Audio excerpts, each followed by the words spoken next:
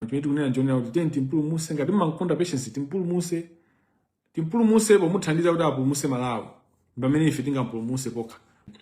Lero tifuna tikambe za Patience Namadingo amene amazitcha kuti Doc Namadingo. Ndiye ndifuna ndikuwuzeni kunena kuti ine ndemwe ndili pano, ine ndine namafani, ine ndi fan ndimasapotera Namadingo, ndipo Namadingo chama ndiwaza. Namadingo is very intelligent, he's smart. Lero ndavala shirt iyi ndi jersey ya Malawi Law Society, timu imene imamenya. Ndavala dala ifoti abale anga amene ndimakonda andituluka. Magroup ose Malawi Law Society ndatulusidwa. Ndipo the actual lawyer amene wanditulusa ndi Crispin Ngunde, amene ali CEO wa Malawi Law Society. So my message to Crispin Ngunde is your time is coming. So Crispin Ngunde ndi munthu onena kuti he's a very nice guy. He's Catholic. I think timayimba so kwa imodzi ya CSO Katolika kuti amene ali ku Chancellor College. Then we graduated my alumni. Timayimba limodzi. And kwa yose makomana unyumba kwake nthawi zambiri. So he's a God-fearing man. At least from what I see. And he's a good man. He was working as a lawyer. I will not mention the law firm because I don't want to implicate what he has done to his law firm. But he's a good man, but he has done a bad act and is being used. And one of the reasons why I think he's being used is because I've called him out. So, how we are Patrick Mpaka, when Patrick Mpaka was president of Malawi Law Society, Crispin Ngunde, Council Crispin Ngunde, anali secretary. So tumati honorary secretary wa Malawi Law Society.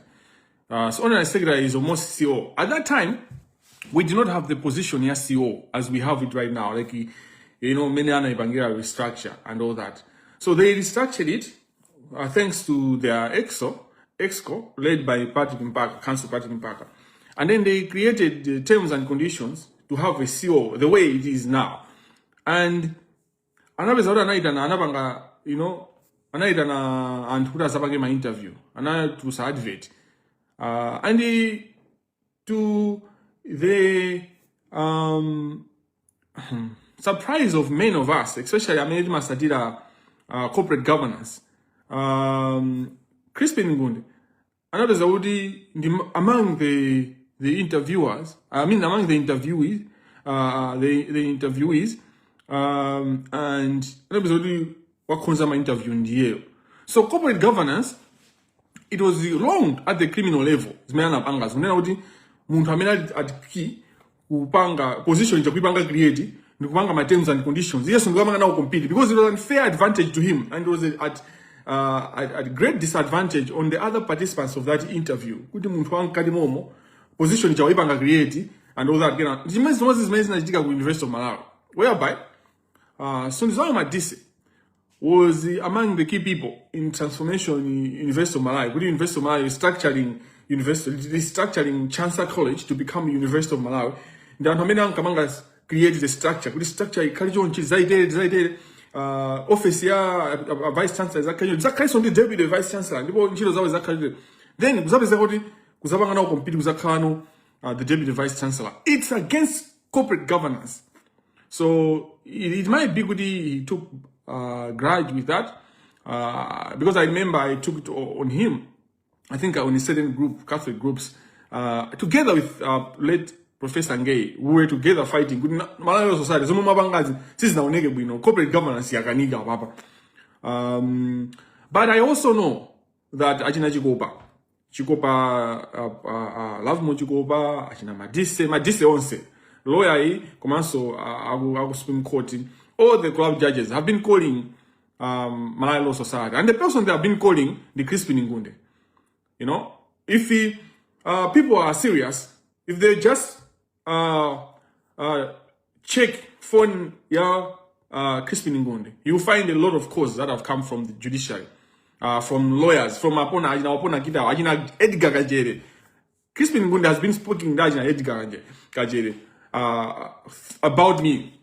in terms of what they can do. Now, so removing me from the groups of Malay Law Society, all of them, group like the bar, which is a very good group because you share my case, we share information, we share articles, so you keep yourself up to date. Most of my conversations that we're discussing the law, especially the bar, you know, that group, the bar. A few people, move. That was a distinct group. So I protested and whatever, but I wouldn't speak to it Kwambili because it's a distinct group. See, but this group I'm talking about, it's a group which is guided and led by Malay Law Society executive. So the standards you expect of them is higher. So ndukanidwa ndi abayanga amene ndimathandiza kwakonza because the fight that I'm fighting is for the lawyers, but the clean lawyers continue to watch instead of coming out. Their silence is what promotes this. It's what delaying the success of this fight. The silence of clean lawyers, because the majority of lawyers are clean. It's also it's clear. Kumano, the minority, the lawyers, amabanga too much, and they control the legal profession as it is, both in the judiciary and in the private practice, or in the practice as we know it, whether you're in public or you are in private sector. Kumano, this train has left the train station. This train has left the train station. What it means is, they are helping the cause. You know, that's what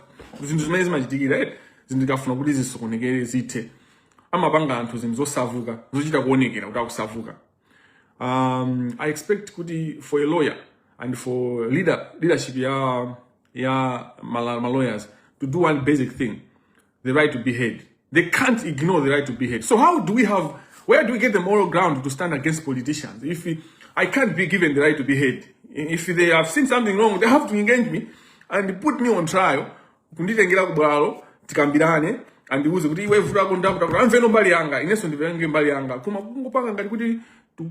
group ya banking konde kuti ndesina bereke chapa mwezi. Lelo tufuna tikambe za Patience Namadingo. Amini amazicha kuti Doc Namadingo. Ndiye ndifuna ndikuuze kunena kuti ine ndemwe ndili pano. Ine ndine namafani. Ine ndi fan ndimasapotera Namadingo. Ndipo Namadingo chama ndiwaza. Namadingo is very intelligent. He's smart. He's talented, like music. He's very talented, and that's what the devil does. The devil takes the best of amongst us. That's how life goes. You know, you need to be stronger. When you are intelligent, you are beautiful, you are handsome, you are cute. You know, the devil comes after you stronger than the rest. I've never smoked weed, and I'll never smoke weed. I've never taken any. And social media. You just know me from social media, from Facebook, actually, not social media aside. Still go to Facebook.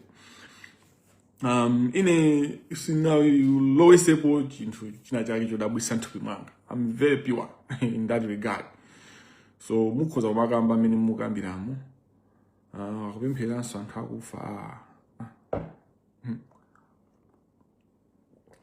anyway, you know, fan wa Namadingo. I mean, I'm a fan, you know, but being a fan should not stop me from, you know, fighting against corruption and against financial fraud, just because it affects the musician that I like. You know, like I like to listen to Mure.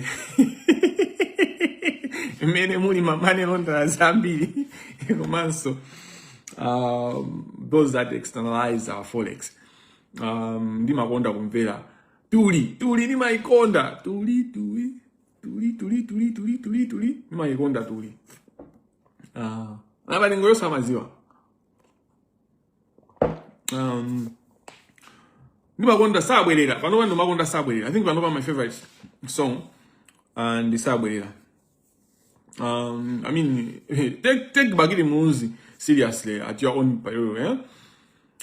What I would do after this live, I'll just share my bio, my biography.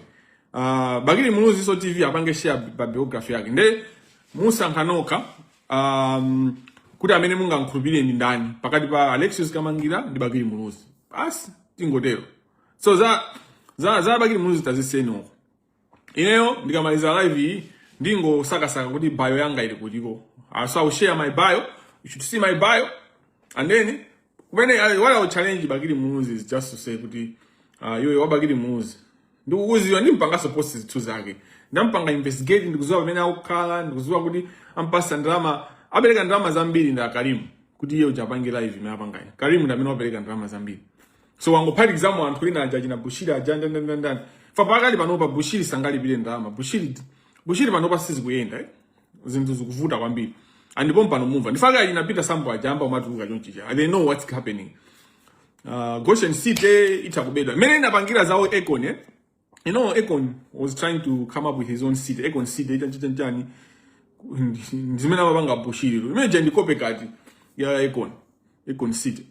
So amene uja is in town. Bushiri akupita sonai. He's going down. That's kumano Karimu ndamene wabanga fandi. That video you're seeing, he's saying Alexious amaoma ukaja. Muona nditumiza zisuzi ine mmandiziwa Karimu ndona. Muona kuti pakati pa ineyo ndi Bagiri Muzi amaoma ndi ndani. Kungotoona just by appearance amaoma okazona. Yeah, so I'll share in my bio because I saw on the comments some people are saying Bagiri Muzi.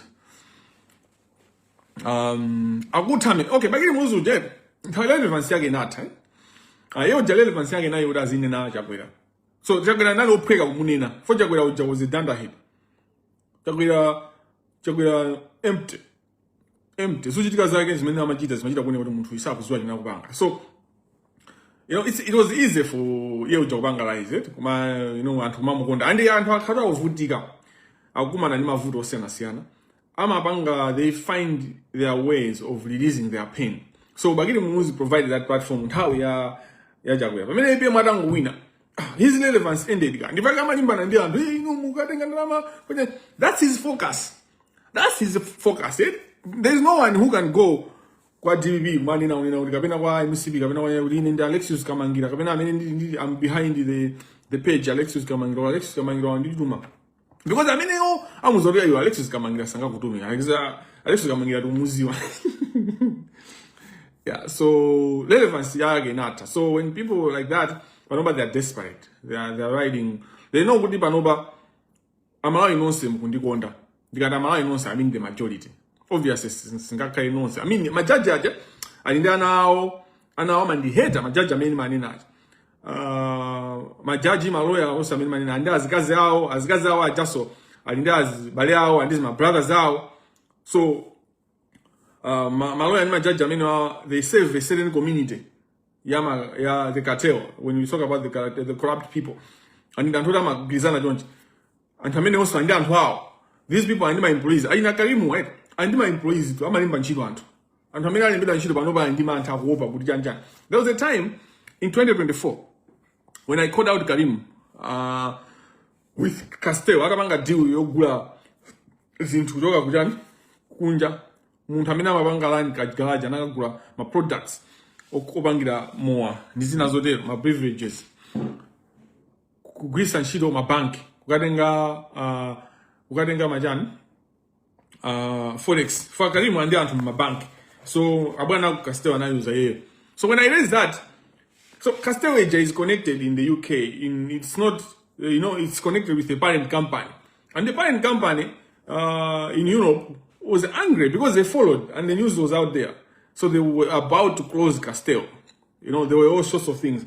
Okay, so suma una impact yanga kwambiri so ifanda atula Malawi ndino atule Oh, my honor, but all you're doing is praising, like empty praises.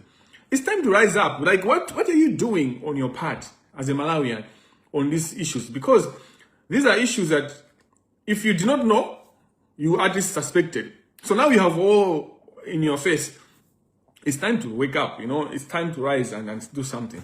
So anyway, magamba za irrelevant. Ya bagiri muzi. Kina kono ni mazabu ya uzakamba za Karimu. Monsoa Karimu ndamino wa mpasa ngalama. Bagiri muzi. So you should just know good. Palibe management they do so anyway. Panova maga. Thank you Malawians, the whistleblowers, all of you that are bringing information. Like Panova in the army. You need to do madabo good. Okay, no, thank you so much. You love the country so much.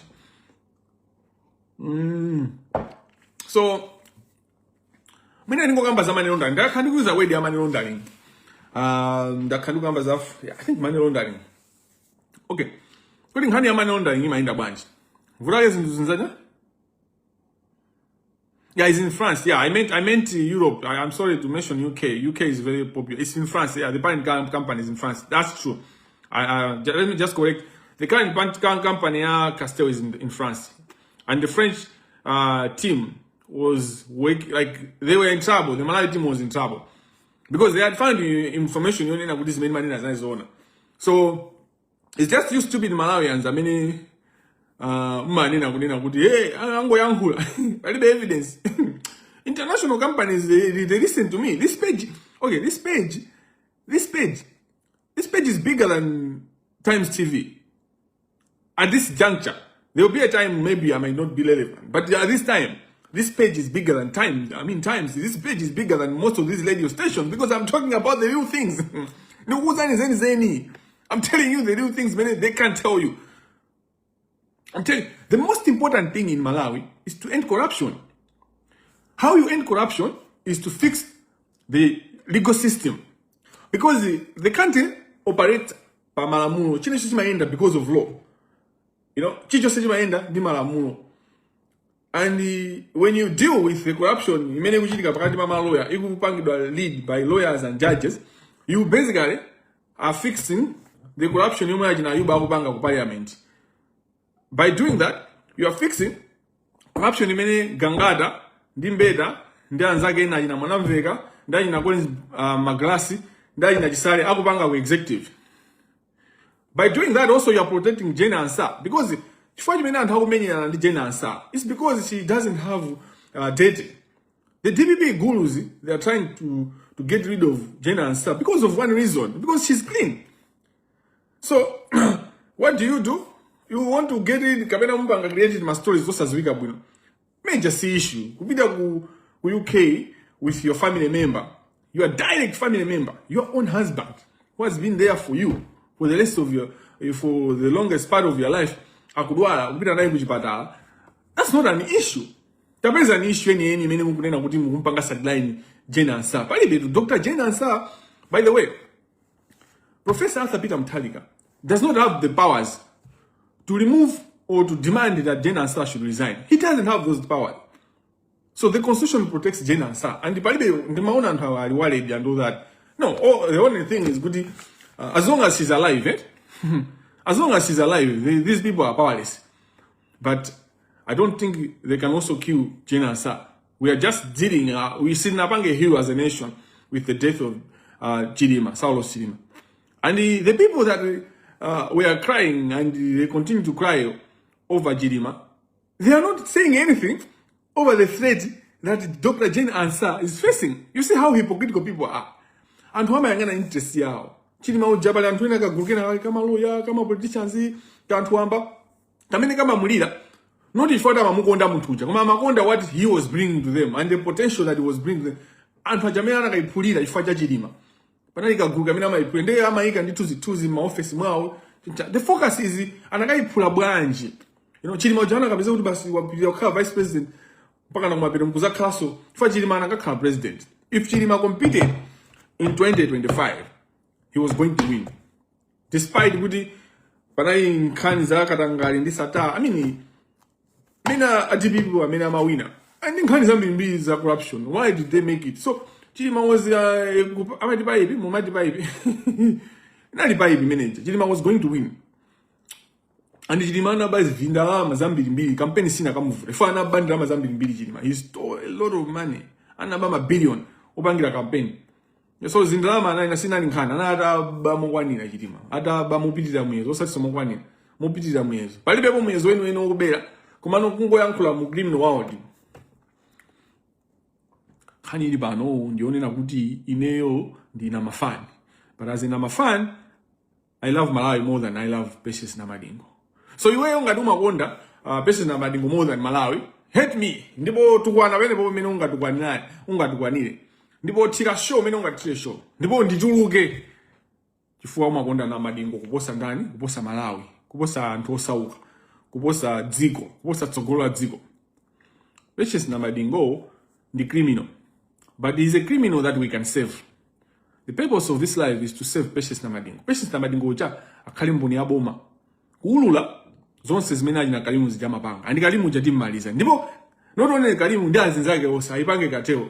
So ife ngati na mafans chimene ndikupangira live ndikumpempha Precious Namadingo akagwira ntchito ndi boma mwaule awa amene mmabanawo inde mmabanawo ndipo mwaja nawo ndalamazo koma malamulo amakutetezana mukakhala kuti mwapereka umboni wokwanira bwinobwino fo umboni wa inoti nawo akulu tikamati money laundering ndi chani kupanga crime kapena tu kupanga za upandu milandu yosiyana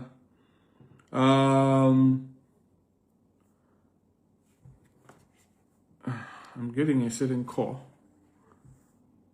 Very urgent.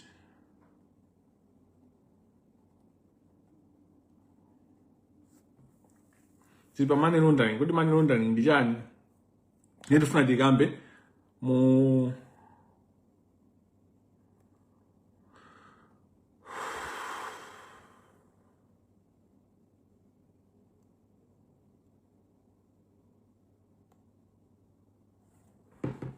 around the funaso ayankazimenda ndalimbaso. Okay.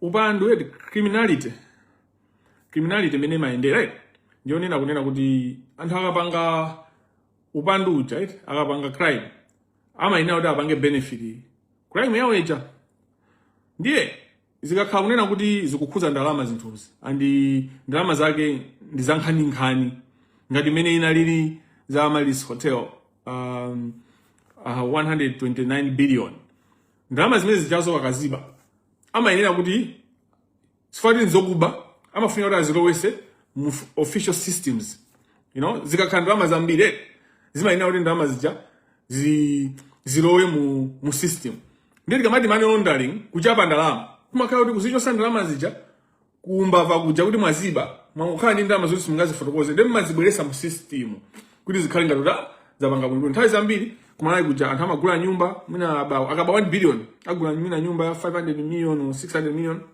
agula galimoto mwina ya 250 million ya kenako ka 100 million agwisa ntchito mavuto osiyana pa khomo ka 100 million kena apita kunyanja ku Dubai kunyanja kwesi kunena kumangochi apita ku holiday ku Dubai apita ku holiday ku France apita ku holiday ku Maiko ku Mauritius, you know, amakhala kuti magayizi aja apanga chani azisuka ndalama zazika mu system or else apanga show ngati ndioyimba amuza kuti ase chanchani ndalama zipo kale weta kulipira kale pezaso imba akuti alipira chanchani chiyo sapanga organize show ija akapanga show apanga raise 500 let's say 10 million and mina system ma digital transactions ikuonesa bwinobwino kuti anthu apanga ndalama zokwanira 8 million iwaja abwera ndikunena kuti tapanga 90 million show iyi inaenda kwambiri tapanga 90 million palibe china chonse munganene foti iwa unena kuti apanga ifa pakhomo paja anthu amatani amalipira pakhomo ambiri anabwera kuzalipira pakhomo we are overwhelmed and you know kale amalawi ka behavior amafuna aoneka izinto zikubeba even show jeta yama ndi pamene amaganiza kuti tikupita ku show. Those are the points that they say. And then the 90 million the nama yamba no cost 90 million kuti tipange show tinabwesa chistandi jiji cost ya standi 25 million akutosa pa 19 million koma ndama zija akuziro wesa ta kuti tipange publicity tinayuza company yani tinayuza akomesi ningoyuza akomesi ore tinayuza tanchani tinayuza Times TV tinayuza MBC tinayuza Mikozi tindalama tineja kuti nyosa oimba tinabwesa oimba wakunja tinamulipira vindalama 20 million ndama ija ukaona kuti oimba paja yomwe iyi taxable mema ndama zija kuzithawisa kaziloesa mu system kena wakuzithawisa akuzanena nonena kuti even anthu amalipira adi and they do the transaction service so muje nja amatadi kwa basadi ndama zija kwa basa amweni tikuloesa ni kwa account kwa 5 million kuti mwapereka service yakuti koma pene popo yana ndi 1 million mudi basa 4 million back so it's a worth a cost service ja upka uyo akumpasa 25 million akuzozoti yake pene popo ndi 3 million or 5 million 20 million magazi apita sakata akaitenga ayidusa ndama ja ayipanga green ayiwosha yabweraso ndaba zomwe zimapezeka kuti taxable pene pajabo taxable amount imazaza randi 15 million ndekuti angotenga so taxable if it's around 2.2 million kusonko kuja apereka imwe chicho sichabwera so that's money laundering pali njira zambiri mbiri zina za ku church zichakapereka ngata kupereka ku church jande kugusisa ndalama zambiri zina ma building zina ndizakamba ndikamazakamba za Mr. Mpinganjira Tomu Mpinganjira fa Mpinganjira ni mpangira live yake imeneyo ndizapempha kuti amalawi mukakhala ndi tsiku lomwe muli ndi 2 hours ndifuna nzakutengeni mulifuna kuli ma players awiri osewo ni ma striker anjala kwambiri Tomu ndi Trifonia osewo ni ma striker alesa matinya amene muja mu relationship imene jamu sukuti ndi mmozi oseaja ni ma top goal scorer aseaja ni ma big amene aja ndumango ndi Tomu ndi big you use my nditije nawo Trifonia ngakhala nditije nawo Trifonia ndi doka mukrimino wawo ndi Trifonia ndi shasha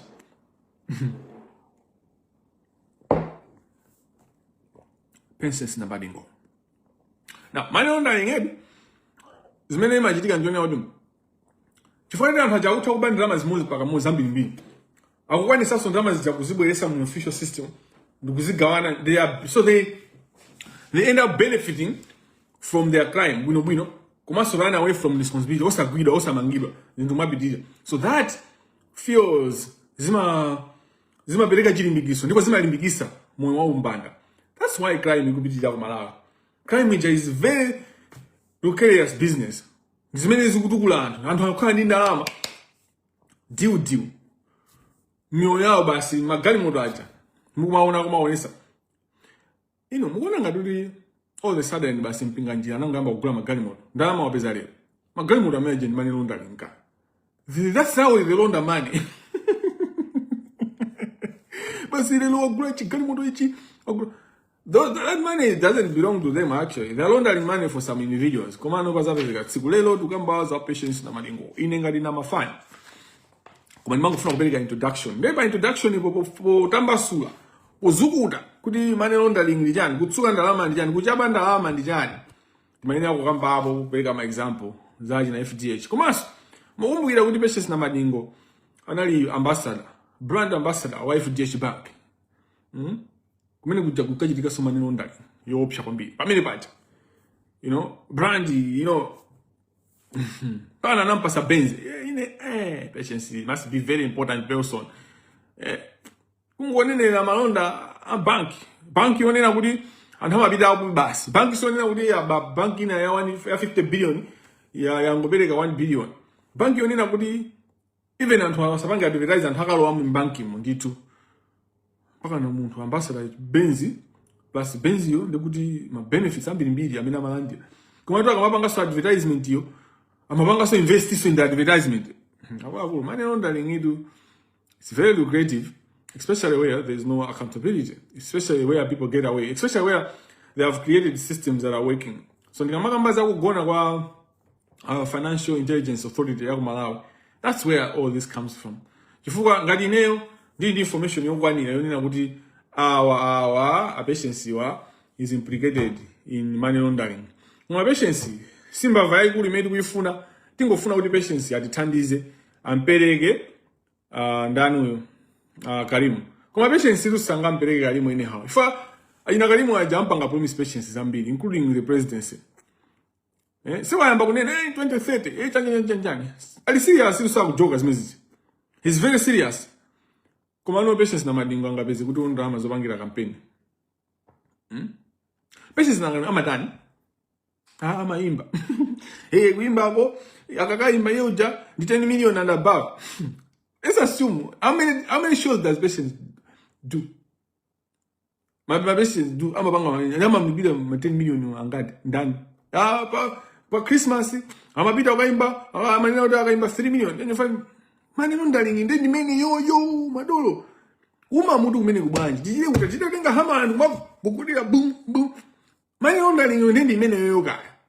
The price tag chan. That's maneno ndalingi. That's it. Ine join the business manager. Patience Namadingo uja the business. When you look at Patience Namadingo, the business, and the business mina antu akuisa nchito kuolosa ndalama. Kusuka ndalama, kuti ndalama zili kuno, zili zikafika umbali au zili green. Basi nikuzaonera kuti Patience Namadingo wamanga chani skulu ndikumva interview Patience Namadingo. Pamene pa abantu bangaspendi 100 million. Zimezi ni ndalama zanga. Anthu ena anabwera ndithu othandizirapo kungonjezerapo. Ine Patience Namadingo. Iwe ungakhale ndi 100 million basi yongopereka 100 million. You must be a billionaire. A billionaire that, by the way, you must be a billionaire that is making billions annually. For you to spend 100 million for one charity. Ineyo Financial Intelligence Authority imanipesa santima. Imanipesa santima. Chifukwa choti ini maganiza kuti amagaiza wawa nditu anopanga ukadaulo wise izi.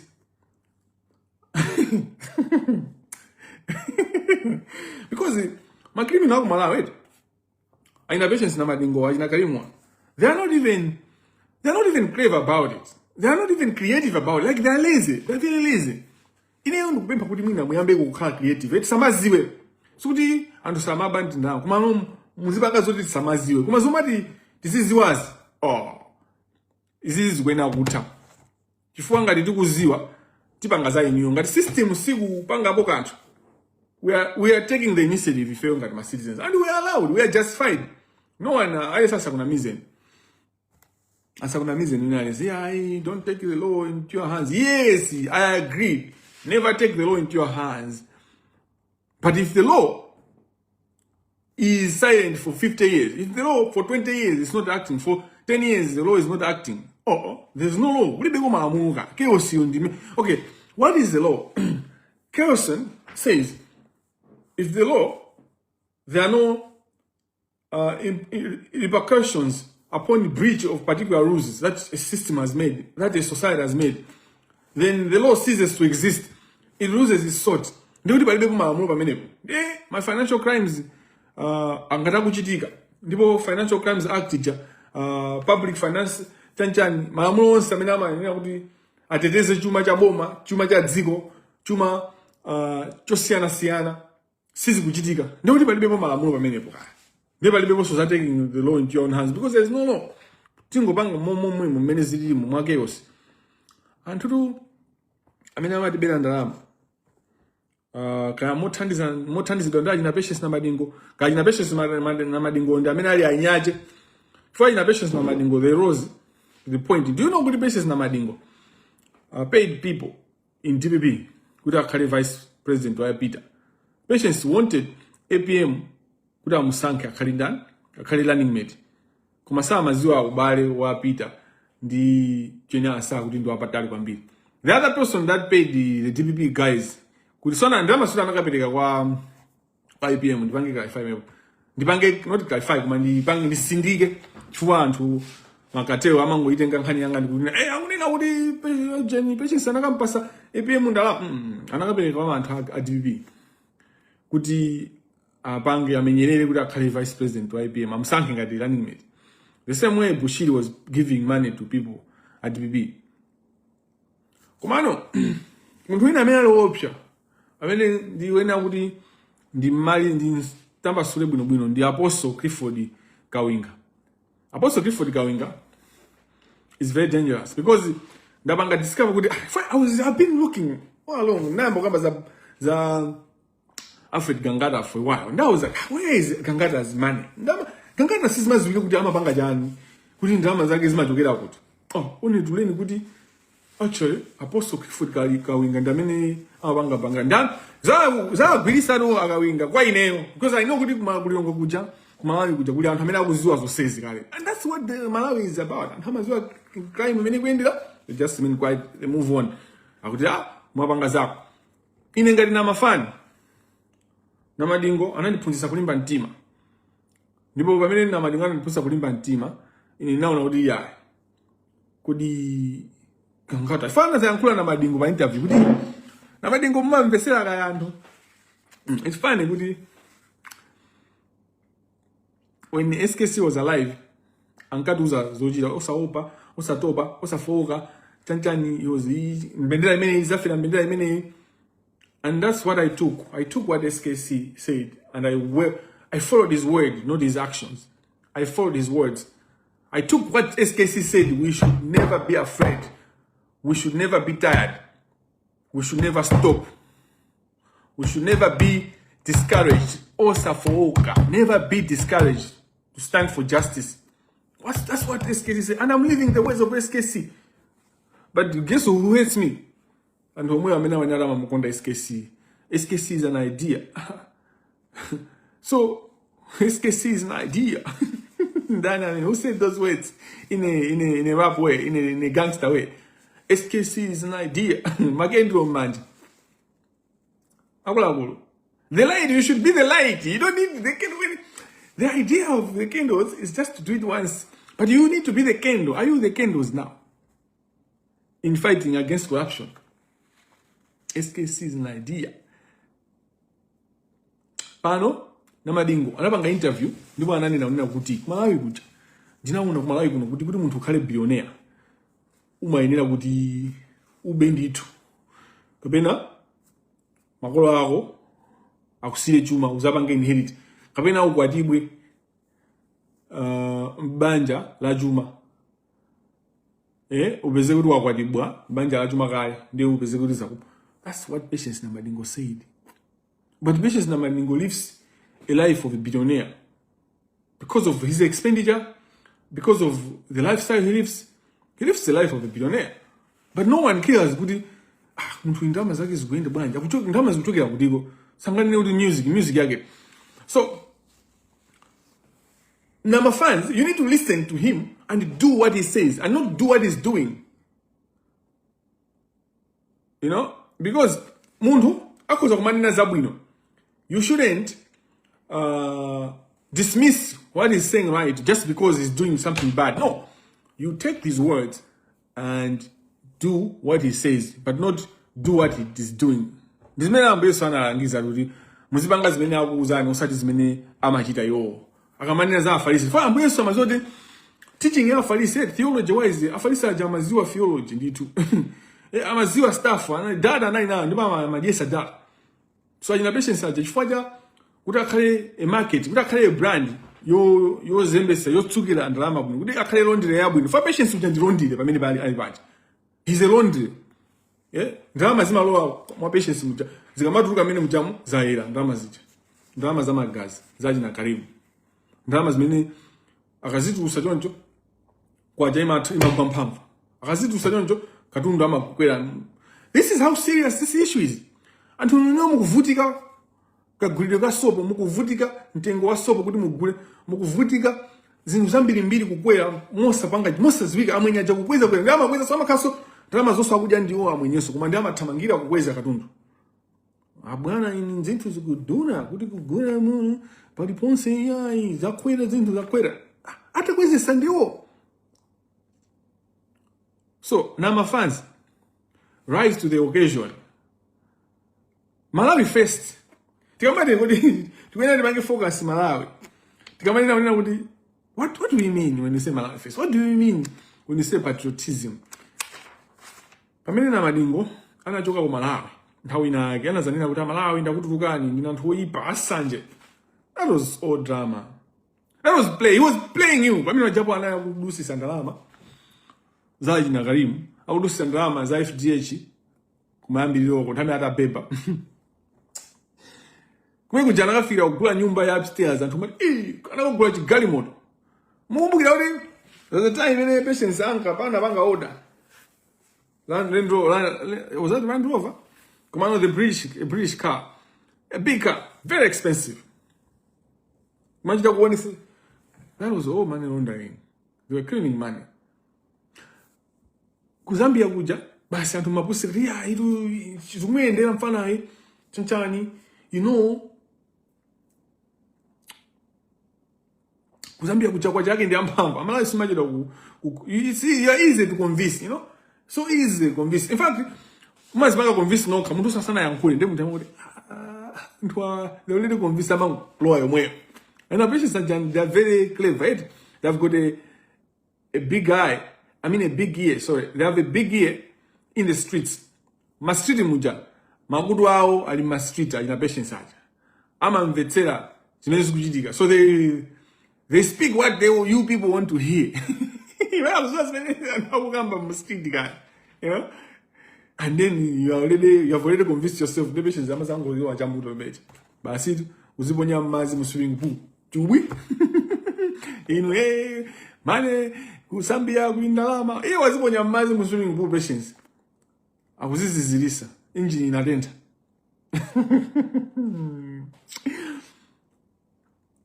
Maziwa kuti dziko lina limene kuli money laundering ndi Zambia. Do you know that? Do you know ajinayo maps? Kuti amapanga jani the issues there and why they are using ajinayo maps? Ndantu chuwa kuti sangango amanga wamba kukhala chinampo. So politicians and business people, they know what to do. So ajinayo maps, even in ma collaboration mukumaona wakuti wapanga collaboration ndizeze money laundering. Yo map Mayo nyimbo ya mundu sana yimbe kuimba kwa mkuda ayoma msababa mudinga matani mumu. No, his job was to wash money. So they acted as a laundry and they were an excellent laundry. Wake up. Amalawe, dzukani. Nthawi yodzuka ndinoyo. Ndipo nthawi yopangapo kanthu ndinoyo. And Alexious Kamangila is one of the people that I think samudule mutu. Koma timpase mambama nditu ndipo atiuze zeni za Karimu atithandize ngati boma aina amangidwe nditu chifukwa is part of the cartel, the ratchet. He's part of the problem, especially him because he knows better umphawi akuuziwa patience. I know the story of patience. Patience idu ndi munthu wanzeru ngamala ndi wanzeru sudi ningonena kuti molalo chabe ndachizapo naye kumumva zimene akukamba za death penalty kuona kuti munthu yitu amaganiza sikuti fabena pake umazaona ngati ukuganiza bwino ndiwe wekha munthu kina kuwacheza ndi anthu ena amafield osiyana umazaona kuti and that's what I encourage you people, my professionals tindi we have a problem anthu amene tikakhala ma lawyer, tikakhala ma doctors, tikakhala ma engineers, tikakhala ma accountants timazazoona ngati ife ndanzeru kumano. It's very important to kucheza ndi anthu ena ama professionals ena anthu amene amapanga zina zosiyana ndiweyo ndo amene umaziwa kuti anthu amaganiza aso chonchi, they think this is how they look at. Ngakhale malebala aja ngakhale anthu operekera matope and the philosophy yawo, everyone works with a philosophy. They have their own philosophy. Masamu awo alinawo amene amapanga kuti ya wokomani yogulira ufa ya janjani mene amakhalira osenza zinthu olandira anthu kulimbi life yake ino simungakwanise fa yeyo jandi nzeru zake zimene amapangira kuti akhale survive, kuti apange survive. Tindalama timamapeza iyo kuti ino sikukupasani simungapangirani a household koma iyo jama pangirani a household yana 3 4 kumakhala palenti ndithu kumayenda zinthu kumayenda bambu akunyumba ndithu kumafika malipira magesi madzi kumapezeka pa khomo. Every person ali mulungu anampasa luntha nzeru zimatengera ife yake kuzigwisa ntchito nzeru zija. Ndipite chakumalichereche ponena kuti ineyo ndine human rights lawyer zawo maufuluzi ndimazikonda kwambiri.